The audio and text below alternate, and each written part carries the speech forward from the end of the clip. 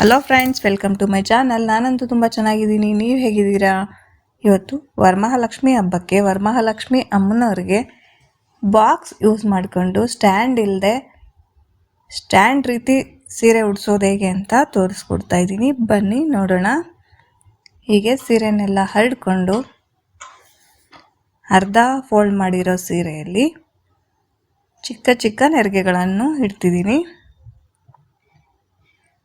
ನೀವೇನಾದರೂ ಬಿಗಿನರ್ಸ್ ಆದರೆ ನೆರಿಗೆ ಜಾರ್ತಿದೆ ಅನಿಸಿದರೆ ನೀವು 5ರಿಂದ 6 ನೆರಿಗೆ ಆದಾಗ ಕ್ಲಿಪ್ಗಳನ್ನು ಯೂಸ್ ಮಾಡಿ.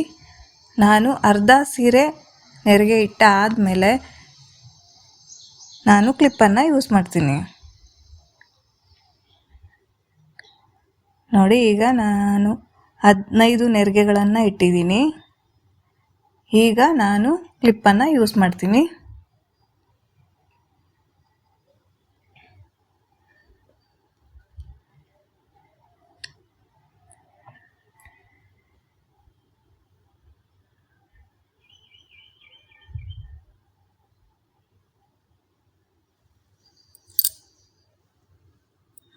ಕ್ಲಿಪ್ ಹಾಕೋ ಮೊದಲು ಎಲ್ಲ ನೆರಿಗೆಗಳನ್ನ ಚೆಕ್ ಮಾಡ್ತಿದ್ದೀನಿ. ನೆರಿಗೆಗಳು ಒಳಗಡೆ ಜಾರ್ಕೊಂಡಿರ್ತವೆ, ಚೆಕ್ ಮಾಡಿ ಕ್ಲಿಪ್ಪನ್ನು ಹಾಕಬೇಕು.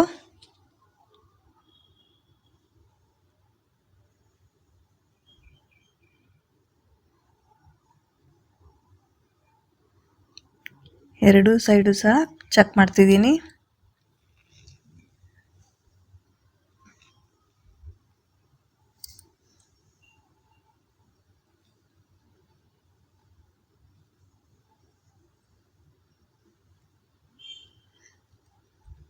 ಈಗ ಇನ್ನು ಉಳಿದಿರೋ ಸೀರೆನ ನೆರಿಗೆ ಇಡ್ತಿದ್ದೀನಿ.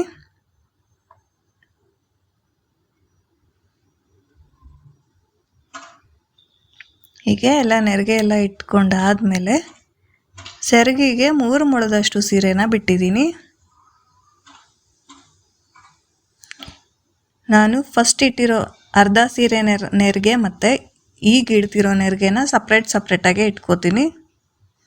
ಎರಡನ್ನು ಒಟ್ಟಿಗೆ ಇಡಲ್ಲ, ಸಪ್ರೇಟಾಗಿ ಕ್ಲಿಪ್ಗಳನ್ನು ಹಾಕ್ಕೋತೀನಿ.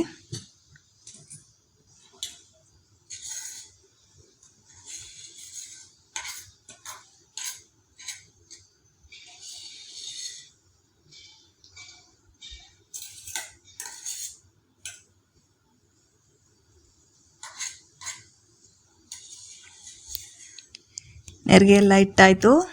ಈಗ ಸೆರಗು ಹೇಗೆ ಫೋಲ್ಡ್ ಮಾಡೋದು ಅಂತ ತೋರಿಸ್ತೀನಿ, ಬನ್ನಿ.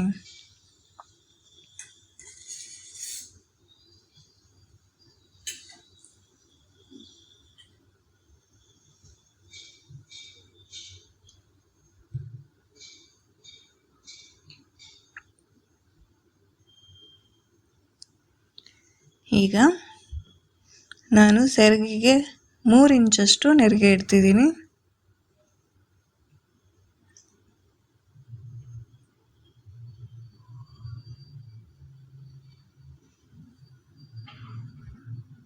ನಾನು ಇಲ್ಲಿ ಕ್ಲಿಪ್ಪನ್ನು ಯೂಸ್ ಮಾಡ್ತೀನಿ. ಗುಂಡ್ಪಿನೂ ಸಹ ಯೂಸ್ ಮಾಡ್ಬೋದು. ಸೇಫ್ಟಿ ಪಿನ್ಗಿಂತ ಗುಂಡ್ಪಿನ್ ಯೂಸ್ ಮಾಡ್ಬೋದು. ಸೇಫ್ಟಿ ಪಿನ್ ಆದರೆ ಸೀರೆಗೆ ಸಿಕ್ಕಾಕೋತಾ ಇರುತ್ತೆ, ಅದಕ್ಕೆ ಗುಂಡ್ಪಿನ್ನು ಅಥವಾ ಕ್ಲಿಪ್ಪನ್ನು ಯೂಸ್ ಮಾಡ್ಬೋದು.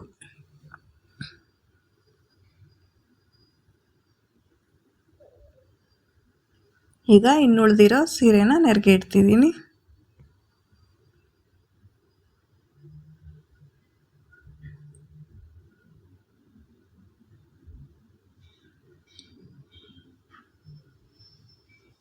ಅಲ್ಲೂ ಸಹ ಕ್ಲಿಪ್ಪನ್ನು ಹಾಕೋತೀನಿ.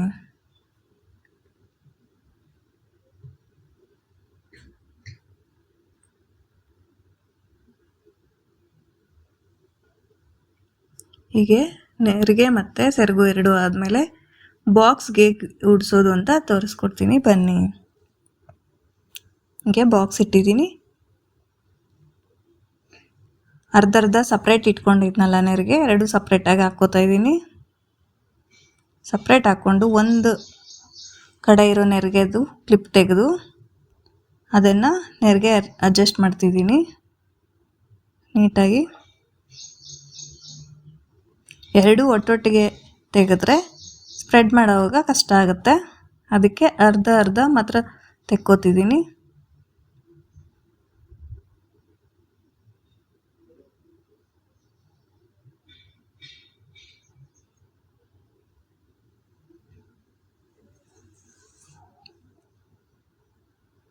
ಹೀಗೆ ನೆರಿಗೆ ನೀಟಾಗಿ ಸ್ಪ್ರೆಡ್ ಮಾಡ್ಕೋಬೇಕು. ಈಗ ಇನ್ನೂ 2 ಕ್ಲಿಪ್ಗಳನ್ನು ತೆಗೆದು ಬಿಡ್ತೀನಿ.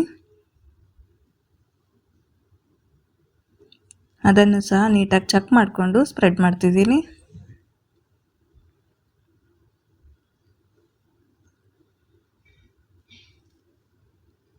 ಈ ರೀತಿ ಸೀರೆ ಉಡಿಸೋದು ತುಂಬ ಸುಲಭ. ಬಿಗಿನರ್ಸ್ ಆದರೂ ಪರವಾಗಿಲ್ಲ, ಬೇಗನೂ ಆಗಿಬಿಡುತ್ತೆ, ಟೈಮ್ ತಗೊಳ್ಳಲ್ಲ.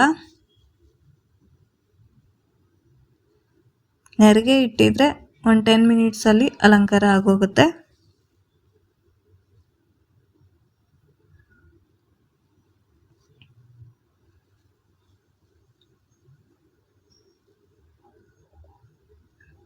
ಹೀಗೆ ನೀಟಾಗಿ ನೆರಿಗೆ ಎಲ್ಲ ಚೆಕ್ ಮಾಡ್ಕೊಂಡು ಒಳಗಡೆ ಸೇರ್ಕೊಂಡಿರ್ತವೆ ನೋಡಿಕೊಂಡು ಸ್ಪ್ರೆಡ್ ಮಾಡ್ಕೋಬೇಕು.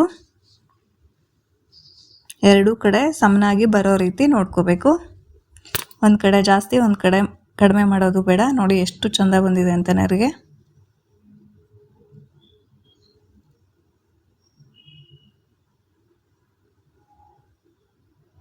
ಮಕ್ಕಳಿಗೆ ಲೆಹಂಗಾ ಎಲ್ಲ ಹೊಲಿಸ್ತೀವಲ್ಲ ಆ ರೀತಿ ಕಾಣ್ತಿದೆ ನೆರಿಗೆ. ತುಂಬ ಚೆನ್ನಾಗಿ ಕಾಣುತ್ತೆ ಈ ರೀತಿ ಉಡಿಸಿದ್ರೆ. ನೋಡಿ ಈಗ ಬಿನ್ಗೆ ಇಟ್ಟು ಸೆರಗು ಹಾಕ್ತಿದ್ದೀನಿ.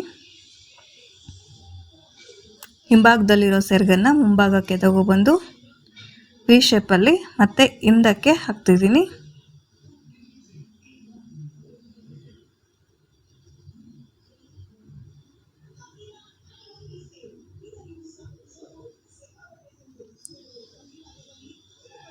ಈಗ ಕ್ಲಿಪ್ಪನ್ನು ತೆಗೆದು ವಿ ಶೇಪಲ್ಲಿರೋ ಸೆರಗನ್ನು ಸ್ವಲ್ಪ ಫೋಲ್ಡ್ ಮಾಡ್ತೀನಿ.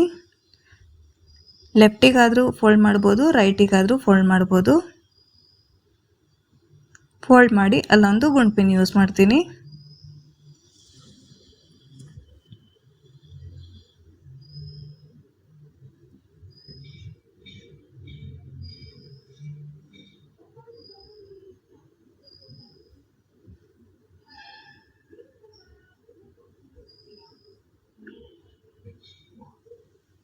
ಈಗ ಸೆರಗು ಎಲ್ಲ ರೆಡಿ ಆಯಿತು. ಈಗ ದಾರ ಕಟ್ತೀನಿ, ಆಮೇಲೆ ಡಾಪ್ ಕಟ್ತಿದ್ದೀನಿ. ಈಗ ಇನ್ನುಳಿದಿರೋ ಅಲಂಕಾರ ಮಾಡ್ತಿದ್ದೀನಿ. ನಿಮಗೆ ದೇವಿಗೆ ಯಾವ ಆಭರಣಗಳು ಹಾಕಬೇಕು ಅನಿಸುತ್ತೋ ಆ ಆಭರಣಗಳನ್ನು ಯೂಸ್ ಮಾಡ್ಕೊಳ್ಳಿ. ಇನ್ನುಳಿದಿರೋ ಅಲಂಕಾರ ಮಾಡ್ತಿದ್ದೀನಿ. ನನ್ನ ಚಾನಲಲ್ಲಿ ಇನ್ನೂ ಬೇರೆ ಬೇರೆ ರೀತಿ ಅಲಂಕಾರಗಳಿದೆ, ಅದನ್ನು ಒಂದ್ಸರಿ ನೋಡಿ ನಿಮ್ಗೆ ಯಾವ್ದು ಇಷ್ಟ ಆಗುತ್ತೋ ಆ ರೀತಿ ಅಲಂಕಾರ ಮಾಡ್ಕೊಳ್ಳಿ. ಹೀಗೆ ಅಲಂಕಾರ ಎಲ್ಲ ಮುಗಿದ ಮೇಲೆ ಈ ರೀತಿ ಕಾಣುತ್ತೆ. ನೋಡಿ ಎಷ್ಟು ಚಂದ ಇದೆ ಅಂತ. ಹೀಗೆ ನಮ್ಮ ಚಾನಲ್ ನೋಡ್ತಾ ಇರಿ, ಲೈಕ್ ಮಾಡಿ, ಶೇರ್ ಮಾಡಿ, ಸಬ್ಸ್ಕ್ರೈಬ್ ಮಾಡ್ಕೊಳ್ಳಿ. Thanks for watching.